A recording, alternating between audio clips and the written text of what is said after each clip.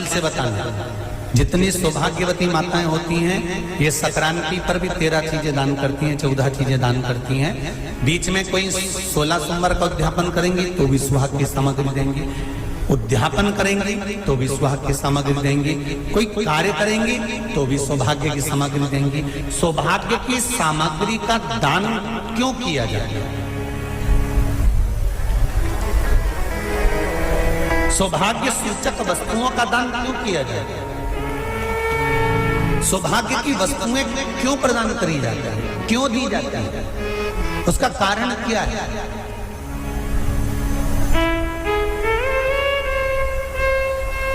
क्यों देते हैं? महाराज,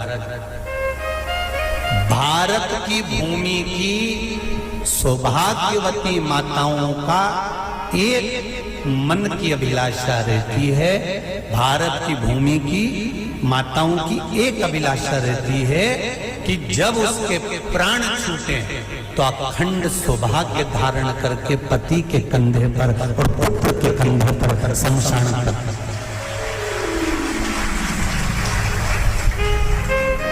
ये भारत की भूमि की माताओं की सोच है, उनके मन का संकल्प, उनके मन का भाव।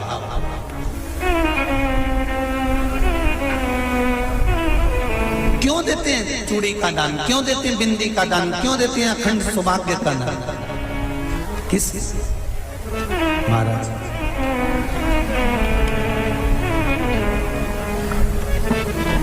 मेरे हाथों में भर भर के चूड़ी रहे, मेरे हाथों में भर भर के चूड़ी, और मैया कोई कामना मेरे मस्तक पे चमकती चूनर रहे, मेरे मस्तक पे चमकती चूनर रहे, और मैया कोई कामना मेरी मांगों में भर भर के सिंदूर रहे, मेरी मांगों में भर भर के सिंदूर रहे, और मैया कोई कामना नहीं मेरे पाँव में बिछुड़ी का जोड़ा रहे। एक बिछुड़ी नहीं, कितनी? 2, 3, 4, 5, एक एक पाँव में जोड़े से बिछुड़ी होना चाहिए, केवल एक नहीं, सिंगल नहीं। वो तो आजकल का फैशन हो गया महाराज, जो केवल एक बिछुड़ी धारण कर लो उसी में फैशन दिखे। शिव महापुराण की कथा कहती है जब बेटी को विदा करा जाता है और पहली बार बेटी के पांव में जब बिछुड़ी डाली जाती है तो वो बिछुड़ी भी अलग अलग नहीं होती, उस बिछुड़ी के जोड़ को चेन से एक दूसरे से बंधा हुआ होता। बोला सही है कि गलत? जितने आस्था चैनल पर कथा सुन रहे हैं, जितने फेसबुक पर सुन रहे हैं, यूट्यूब पर सुन रहे हैं, सुन लेना कि मेरे भारत की माताओं का जब पाणी ग्रहण संस्कार किसी बेटी का होता है, उसके पांव में जब पहली बार बिछुड़ा पिनाया जाता है, बिछुड़ी पिनाई जाती है, तो वो बिछुड़ी भी एक दूसरे से बंधी हुई होती है, चेन से बंधी हुई होती है। उसको अलग अलग वाली बिछुड़ी शादी के मंडप में नहीं पिनाई जाती। क्यों? जैसे ये बिछुड़ी एक दूसरे से पांव में बंधी हुई है, तुम्हारी जिंदगी अंतिम श्वास तक ऐसी ही बंधी हुई है, यही बनना चाहिए। वो तो अब माताओं ने थोड़ा सा फैशन चेंज कर दिया, अब पांव में ज्यादा बिछुड़ी निकलती, गड़ती है, चुभती है, एक बिछुड़ी धारण है। महाराज पर नहीं, बिछुड़ी भी 2 हो, जोड़े से। हमारी माताएं, भारत की भूमि की जो माताएं हैं, ये चूड़ी भी हाथ में पहनती है तो जोड़े से पहनती है। बोलो जैसा सही है कि गलत है? एक अकेली चूड़ी माताएं हाथ में धारण नहीं करती हैं। अगर भारत की भूमि की संस्कारित माताएं हैं और भारत की भूमि की सभ्यता और संस्कृति को जानती है तो अकेली चूड़ी नहीं, जोड़े की चूड़ी पहनेगी, 2 चूड़ा डालेगी, 4 डालेगी, 12 डालेगी, पर सिंगल नहीं, अकेले। महापुराण की कथा ये कहती है कि पार्वती जी ने और गंगा जी ने जितना सौभाग्य का दान दिया है उनके बराबर दुनिया का कोई व्यक्ति इतना सौभाग्य का दान नहीं दे सकता जो माता गंगा और पार्वती दोनों दान दे रहे हैं।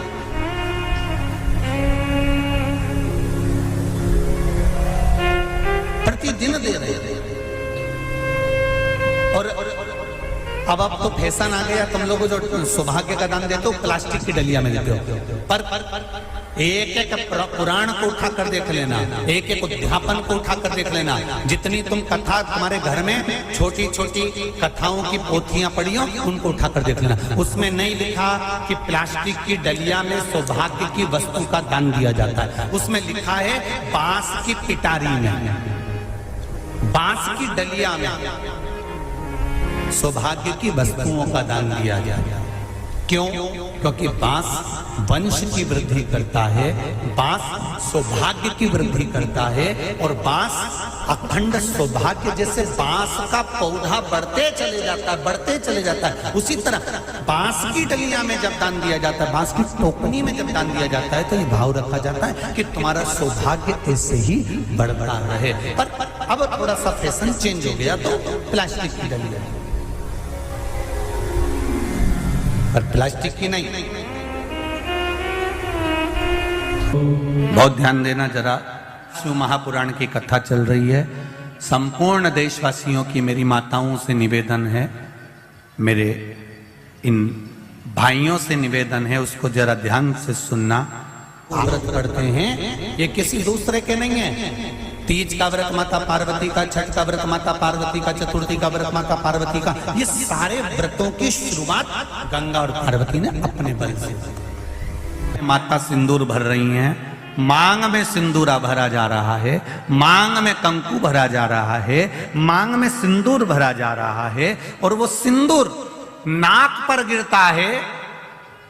वो सिंदूर नासिका पर गिर गया तो कहते हैं कि कोई काल आने वाला था पति के ऊपर, वो काल टल गया और नाक पर सिंदूर आया तो नारी का सौभाग्य और अखंड हो गया, ये शास्त्र कहता है।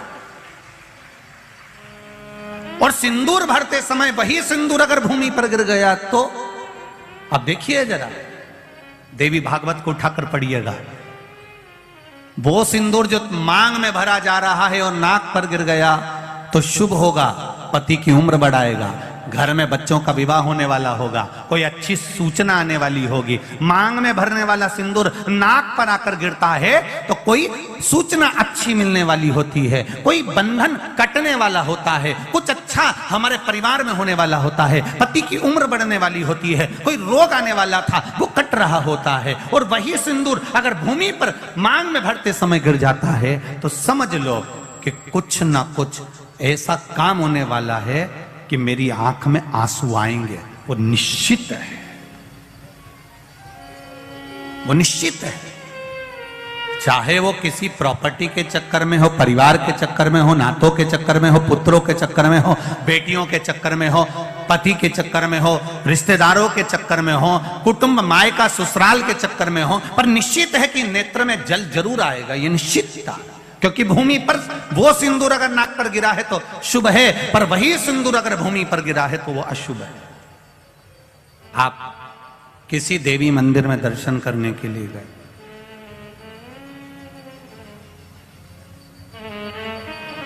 वहां से उन्होंने हनुमान जी के मंदिर का सिंदूर लिया और तुम्हारे माथे पर लगा दिया। समझना जरा कथा को बहुत अच्छे से। उन्होंने हनुमान जी का सिंदूर लिया, तुम्हारे मस्तक पर लगा दिया। अब मस्तक पर आपने अगर सिंदूर लगाया है और हनुमान जी महाराज का या देवी जी का या भगवान का सिंदूर आपके मस्तक पर लग गया है तो वो सिंदूर कम से कम शास्त्र कहता है 2.5 घंटे तक आपके मस्तक पर रहना चाहिए। कितने घंटे तक रहना चाहिए? जम के बोलो जरा। 2.5 घंटे तक रहना चाहिए। कारण क्या है? भगवान के चरण का अगर कोई कुंकू या सिंदूर हमारे मस्तक पर लगाया गया है, वो 2.5 घंटे तक रहे, उसके बाद उस सिंदूर को किसी नैपकिन, कपड़ा या अन्य चीज से पोंछ देते हैं। पोंछने के बाद वो गलत जगह पर टंग जाता है, लोग उसका गलत हाथ का प्रयोग कर लेते हैं। वो जितनी जगह गलत जगह जाता है उतना दोष हमको लगते चले जाता है। इसलिए उस सिंदूर का क्रम है कि कोई पुष्प है, उस पुष्प से उस सिंदूर को लगा लिया जाता है। कोई पत्ती है, उससे सिंदूर को लगा लिया जाता है। उस पुष्प को फिर विसर्जन में, अगर विसर्जन में नहीं रख सकते तो अपने घर में जो गमला होता है जिसमें पौधा लगा होता है, उस पौधे में उसको डाल दिया जाता है, जिससे वो सिंदूर उसमें मिल जाए और हमारे घर में सदा रहे। पर हमने कोई टाविल, होटल में ठहरे तो होटल के टाविल से पोंछ दिया, कहीं ठहरे थे तो दीवार से पोंछ दिया, कहीं लगा दिया। उसका दोष है, उसका दोष।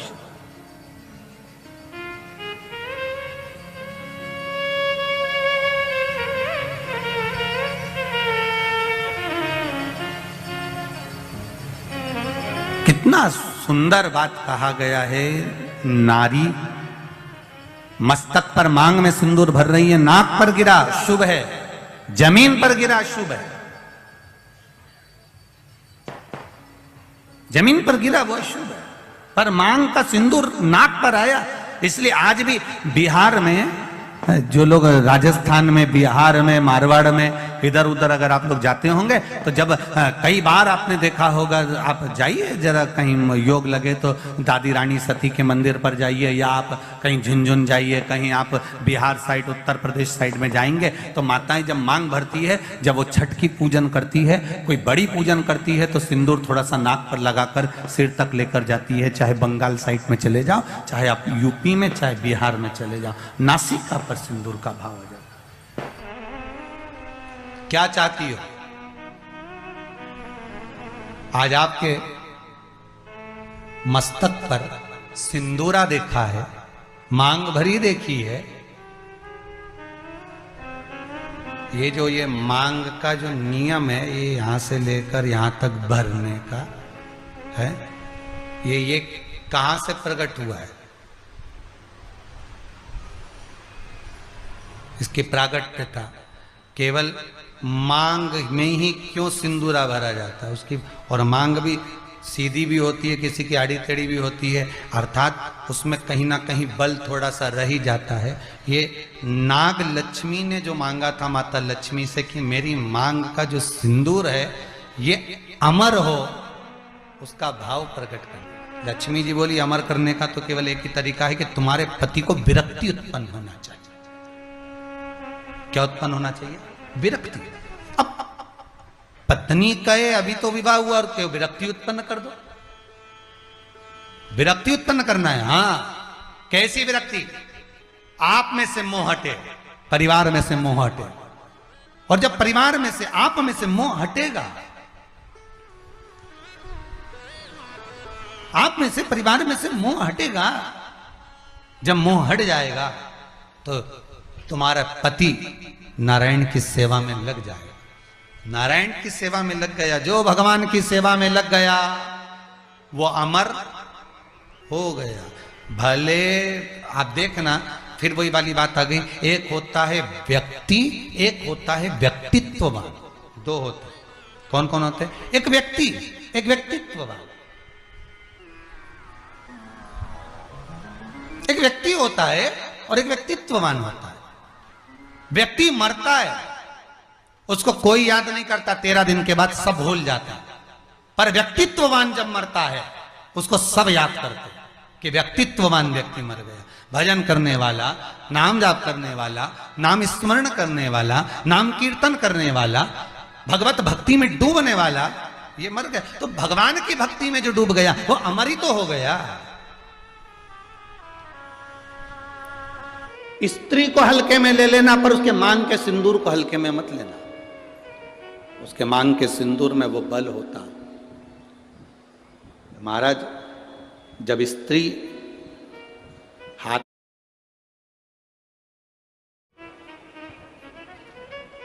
स्त्री को हल्के में ले लेना, पर उसके मांग के सिंदूर को हल्के में मत लेना। उसके मांग के सिंदूर में वो बल होता।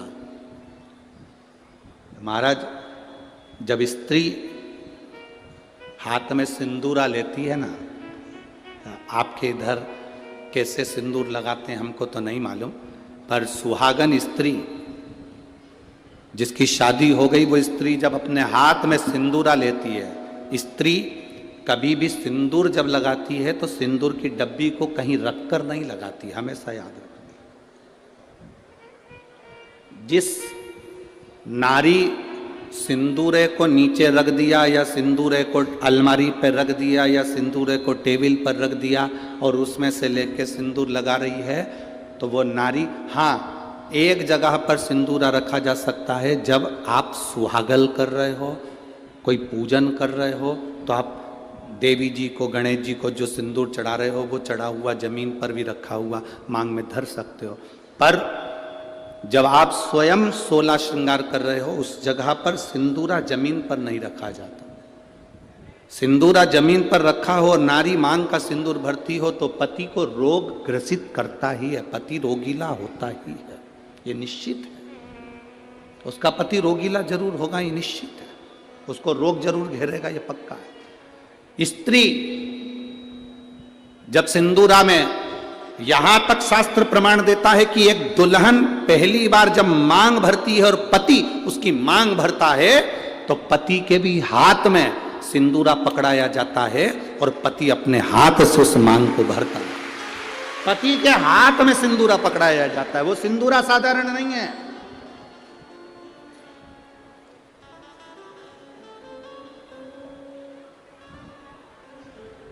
आप में से कोई ऐसी आलसन हो सकती हैं, कोई ना कोई ऐसे आलसी हो सकते हैं कि ड्रॉज खोली, उसमें रखा था, उसी में से निकाल के और भर ली और उसी में रख दिया। ऐसी कहीं कहीं की मिस इंडिया हो सकती है, ऐसी कहीं कहीं की। पर मेरा विश्वास कहता है, भिंड जिले की तो नहीं कह सकता कि ऐसी होगी। भिंड जिले की जितनी होंगी हाथ में सिंदूरा लेकर सिर पर मांग भरने वाली ही होगी। सिंदूरा हाथ में लेकर, तो स्त्री को हल्के में ले लो पर उसके सिंदूर को हल्के में नहीं ले सकते। सिंदूर में वो बल होता।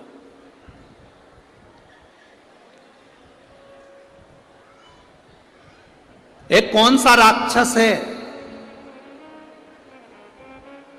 जिसका संहार, वो कौन सा राक्षस है जिसका संहार एक स्त्री ने मांग के सिंदूर से अपने दूसरे प्रतिबिंब को प्रकट कर कर मारा था? वो कौन सा राक्षस है? ऐसा कौन सा राक्षस जिसको वर था कि वो स्त्री के हाथ से मरेगा और स्त्री अपने मांग के सिंदूर से, उस सिंदूर से अपनी परछाया प्रकट कर लेती है और परछाया से मारती है? वो एक ही राक्षस था, मुल्कासुर।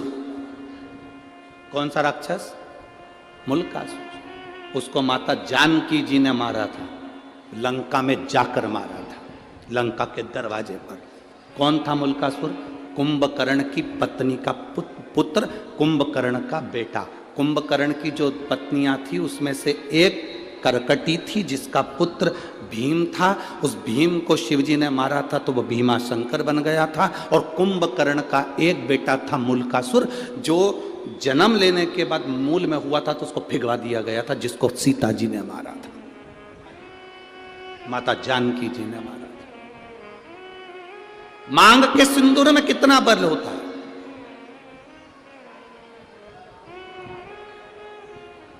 मांग के सिंदूर में कितनी तेजता होती है, कितना बल होता है, ये स्त्री जाने। स्त्री आज के जमाने में तो ऐसी पेंसिल आ जाती है, वह पेंसिल से ऐसी लाइन लाइन खींच लेती है और पेंसिल से लाइन खींचा और काम खत्म, बस।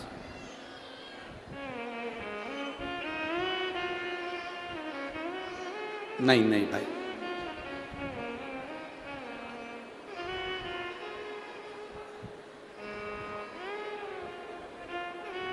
आप में से आप लोगों ने देखा कि नहीं देखा, बड़े बड़े घर के लोग भले मांग भरने में संकोच करें, सिंदूर लगाने में संकोच करें,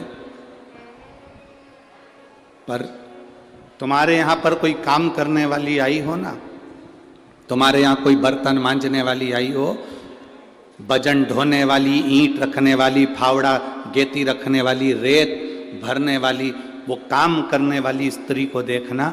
एक पैसे वाले के यहाँ की नारी भले मांग भरने में संकोच कर सकती है, पर एक गरीब स्त्री कभी मांग भरने में संकोच नहीं करती, वो मांग भर कर चलती है।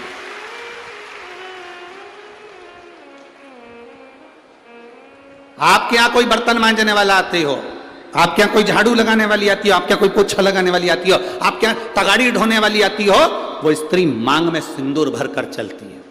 बोलो री जी आप लोगों ने देखा है कि नहीं देखा? ईमानदारी से बोलना हो। कथा ऐसे नहीं चलती कि महाराज ने बोल दिया और तुमने स्वीकार कर लिया। तुम तो दिल से बोलो कि तुमने देखा कि नहीं देखा। वजन ढोने वाली मांग में सिंदूर भर लेगी और मांग में सिंदूर भरकर वजन ढोलेगी। किसी उस स्त्री से पूछना कि मांग में तो सिंदूर भर लेती है, भले तू कैसी भी दिखे पर तेरी मांग खाली नहीं रहती है, उसका कारण क्या है? तो वो स्त्री कहती है कि मैं कितना भी बोझा ढोलूं, मेरा पति मेरे साथ में वजन ढोने में साथ रहता। मांग के सिंदूर में वो बल होता है महाराज।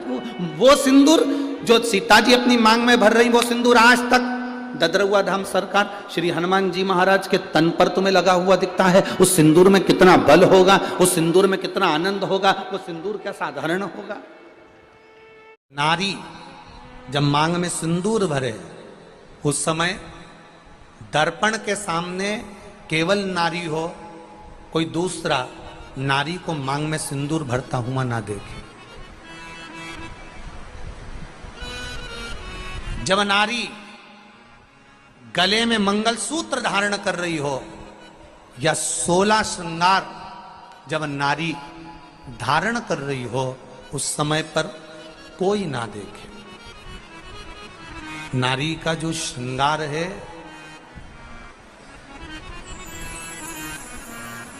एक विवाह के समय पर और एक मृत्यु के समय पर। सौभाग्यवती नारी का श्रृंगार 2 जगह पर भले सर्व रूप में देखा जा सकता है, क्योंकि बाराती सब बैठे रहते हैं और दूल्हा मांग भरता है, बाराती सब बैठे रहते हैं और दूल्हा मंगलसूत्र पहनाता है, सब लोग बैठे रहते हैं और पांव में बिछुड़ी दबाई जाती है, सब बैठे हुए हैं, मांग का सिंदूर भरा रहा। और एक अखंड सौभाग्यवती नारी जब जाती है, तब सबके सामने सब खड़े हैं और पति अपनी पत्नी को मांग में सिंदूर भरकर आखिरी में भेज देता है।